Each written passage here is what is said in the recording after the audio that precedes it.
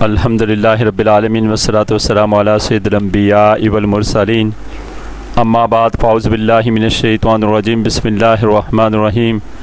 محترم بزرگوں، دوستوں، نوجوان ساتھیوں، محترم بہنوں، پیارے بچوں، السلام علیکم ورحمۃ اللہ وبرکاتہ۔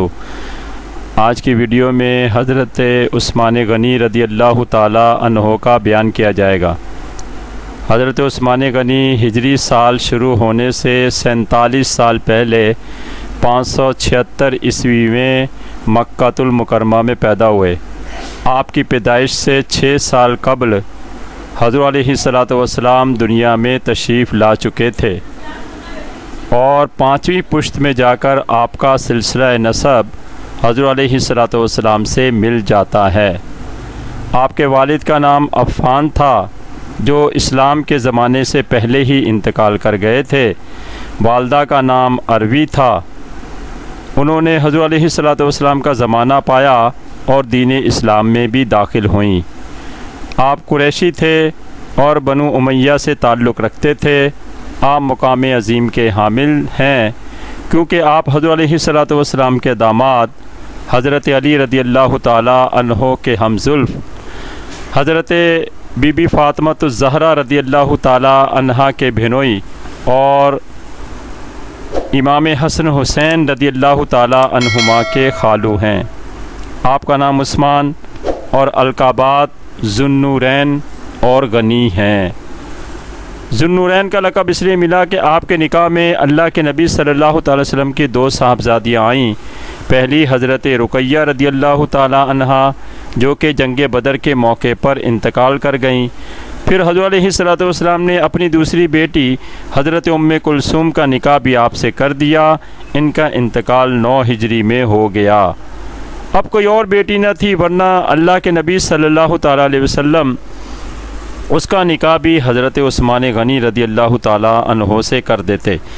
چنانچہ ایک حدیث میں آپ علیہ السلام نے ارشاد فرمایا کہ اگر میری 40 لڑکیاں بھی ہوتیں تو میں ان سب کا نکاح یکے بعد دیگرے اے عثمان تم سے کر دیتا۔ علماء کرام فرماتے ہیں کہ حضرت عثمان غنی رضی اللہ تعالی عنہ کے سوا دنیا میں کوئی بھی شخص ایسا نظر نہیں آتا کہ جس کے نکاح میں کسی نبی کی 2 صاحبزادیاں آئی ہوں۔ اسی لیے آپ کو ذوالنورین 2 نور والا کہا جاتا ہے۔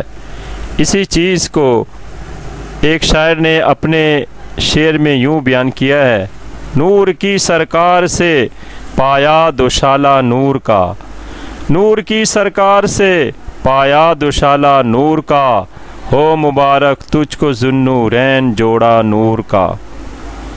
حضرت علی رضی اللہ تعالی عنہ کا قول ہے کہ عثمان وہ شخص ہیں کہ جس کو آسمان کے فرشتے بھی ذوالنورین کہہ کر پکارتے ہیں۔ غنی لقب آپ کا اس لیے ہوا کہ اللہ تعالیٰ عز و جل نے آپ کو ظاہری امیری کے ساتھ دل کی امیری بھی عطا کی تھی۔ آپ نے اپنی ساری دولت اسلام کے لیے خرچ کر دی۔ مدینہ شریف میں مسلمانوں کو پانی کی تنگی تھی تو حضرت عثمان غنی نے ایک کنواں خرید کر مسلمانوں کے لیے وقف کر دیا۔ اسی طرح کفار سے جہاد کے لیے جب بھی مال و دولت طلب کیا گیا تو آپ نے سب سے زیادہ مال اللہ کی بارگاہ میں پیش کیا۔ ایک مرتبہ حضرت عمر رضی اللہ تعالی عنہ کے دور خلافت میں 1 سال بارش نہ ہوئی جس سے قحط پڑ گیا۔ حضرت عمر رضی اللہ تعالی عنہ نے مصر اور شام سے کافی غلہ منگوا کر لوگوں کو دیا مگر پھر بھی اناج کی کمی پوری نہ ہوئی جس سے لوگ بڑے پریشان تھے۔ انہی دنوں ایک سوداگر اناج سے لدے 1000 اونٹ لایا۔ حضرت عثمان غنی رضی اللہ تعالی عنہ نے وہ سب خرید لیے۔ جب لوگوں کو اس کا علم ہوا تو وہ اناج خریدنے آپ کے پاس حاضر ہوئے تو آپ نے فرمایا میں تو غلہ اس کے ہاتھ بیچوں گا جو مجھے 10 گنا منافع دے گا۔ کسی کو اتنا منافع دینے کی ہمت نہ ہوئی اور لوگ مایوس ہو کر واپس چلے گئے۔ ان کے جانے کے بعد حضرت عثمان غنی نے مدینہ المنورہ میں یہ اعلان عام کروا دیا کہ جس کو جتنے اناج کی ضرورت ہے وہ آئے اور مفت لے جائے۔ یہ سنتے ہی مدینے کی ساری آبادی آپ کے ہاں سمٹ آئی اور دیکھتے ہی دیکھتے سارا اناج و غلہ ختم ہو گیا۔ اب لوگوں نے حضرت عثمان غنی رضی اللہ تعالیٰ عنہ سے عرض کی، آپ تو کہتے تھے کہ میں یہ اناج 10 گنا منافع پر بیچوں گا، لیکن آپ نے تو سارا اناج مفت تقسیم کر دیا۔ اس پر حضرت عثمان غنی رضی اللہ تعالیٰ عنہ نے فرمایا، اللہ عز و جل کا وعدہ ہے کہ وہ ایک نیکی کے بدلے 10 نیکیوں کا ثواب دے گا، اس لیے میں نے یہ اناج اللہ عز و جل کے نام پر اس کے حاجت مندوں میں تقسیم کر دیا ہے۔ مجھے امید ہے کہ میرے خرچ کیے ہوئے 1 درہم کے بدلے اللہ عز و جل 10 درہم خرچ کرنے کا ثواب دے گا۔ اسی طرح آپ کے بارے میں آتا ہے کہ اسلام لانے کے بعد سے لے کر روز شہادت تک کوئی جمعہ آپ کی زندگی میں ایسا نہ آیا کہ آپ نے کوئی غلام آزاد نہ کیا ہو۔ قرض کے سخاوت میں آپ کا وہ معاملہ تھا کہ حاتم طائی بھی اس پر رش کرتا تھا۔ آپ جب حضور علیہ السلام کی بارگاہ میں تشریف لاتے تو اللہ کے نبی صلی اللہ تعالی وسلم اپنے مبارک کپڑوں کو درست فرماتے تھے اور ارشاد فرماتے تھے کہ میں اس شخص سے کیوں حیا نہ کروں کہ جس سے فرشتے بھی شرماتے ہیں۔ اسی لیے اگر آپ کو پیکر شرم و حیا کہا جائے تو غلط نہ ہوگا۔ آپ کو اللہ کے نبی صلی اللہ علیہ وسلم کی ذات سے بڑی محبت تھی۔ اس کا اندازہ اس سے لگائیں کہ ایک بار بعد وضو آپ خلاف توقع مسکرانے لگے۔ لوگوں نے جب اس کی وجہ دریافت کی تو ارشاد فرمایا، ایک مرتبہ بعد وضو حضور علیہ السلام بھی مسکرا دیے تھے، اسی لیے میں بھی مسکرا کر ان کی سنت ادا کر رہا ہوں۔ اسی طرح سے جس دن سے آپ نے اپنے دائیں ہاتھ سے حضور علیہ السلام کی بیعت کی تھی، اس روز سے لے کر وقت شہادت تک آپ نے اپنا دہنا ہاتھ کبھی استنجا کی جگہ پر استعمال نہ کیا، کیونکہ یہ ہاتھ حضور علیہ السلام کے دست اقدس میں دیا گیا تھا۔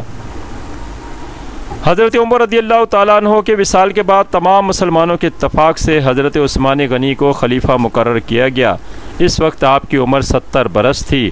آپ نے خلافت کی ذمہ داری بڑی احسن طریقے سے پوری کی اور لوگوں کے فائدے کے لیے آپ نے کئی کام کیے، جن میں سڑکیں بنوائیں، سرائیں تعمیر کی، مہمان خانوں، مسجدوں وغیرہ کی تعمیر کی، نہروں اور کنوؤں کی کھدائی کی اور سیلاب سے بچنے کے لیے بند بنائے گئے۔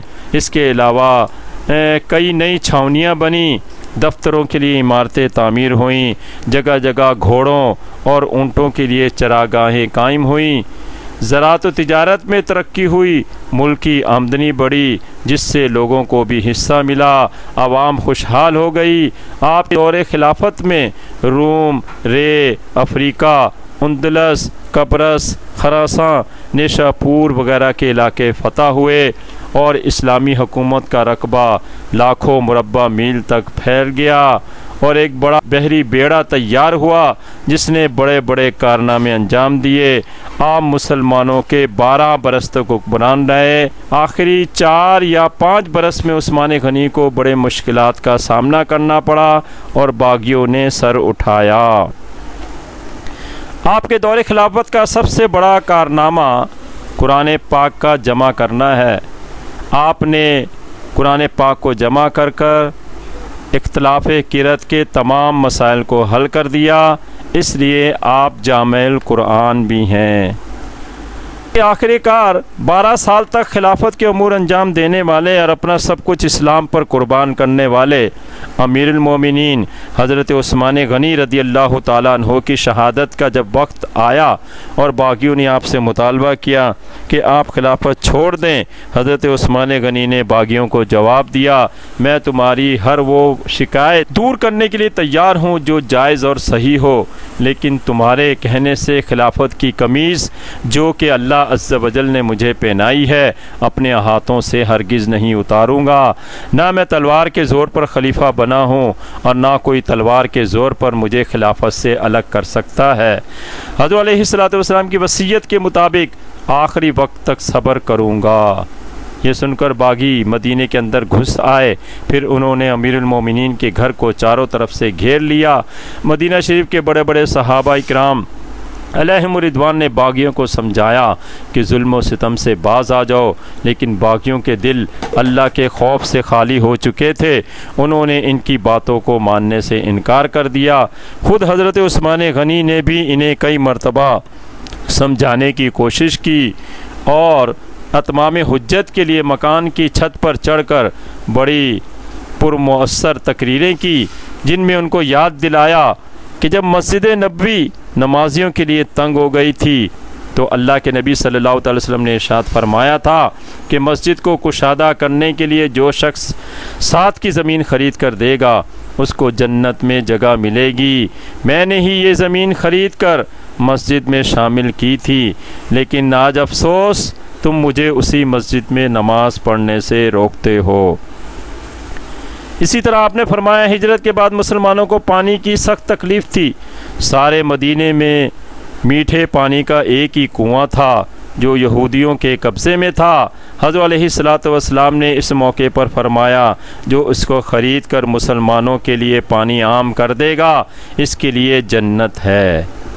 کیا تم کو علم نہیں کہ میں نے ہی وہ کنواں خرید کر مسلمانوں کے حوالے کر دیا تھا، لیکن آج افسوس تم نے اسی کنویں کا پانی مجھ پر بند کر دیا ہے۔ اسی طرح آپ نے دین اسلام کے لیے اپنی خدمتوں کا ذکر کیا اور حضور کے ساتھ اپنے تعلق کا بیان کیا، لیکن شقی ازلی باغیوں کے پتھر دل پر اس کا کوئی اثر نہ ہوا۔ ان ظالموں نے حضرت عثمان غنی کے مکان کی طرف آنے والے تمام راستوں پر پہرے دار بٹھا دیے تھے تاکہ کوئی بھی ان کی مدد کو نہ پہنچے۔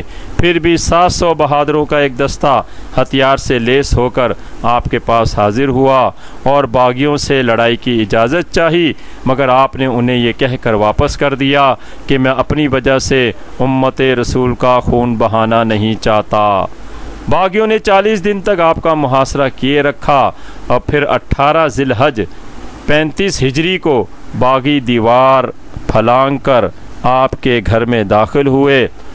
آپ اس وقت قرآن پاک کی تلاوت کر رہے تھے، انہوں نے آپ پر حملہ کر دیا، مگر تاریخ گواہ ہے کہ حضرت عثمان غنی نے اپنے بچاؤ کی بھی تدبیر نہ کی اور 40 روز محاصرے میں رہ کر بھوکے پیاسے تلاوت قرآن کرتے ہوئے شہید ہو گئے۔ کوئی دنیا میں ایسا رحیم انسان بھی کسی نے دیکھا ہے؟ جس وقت آپ شہید ہوئے تو آپ کا خون قرآن پاک پر گرا۔ اس وقت آپ کی عمر شریف 82 برس تھی۔ حسب وصیت حضرت زبیر رضی اللہ تعالیٰ عنہ نے آپ کی نماز جنازہ پڑھائی اور آپ کو جنت البقیع میں سپرد خاک کیا گیا۔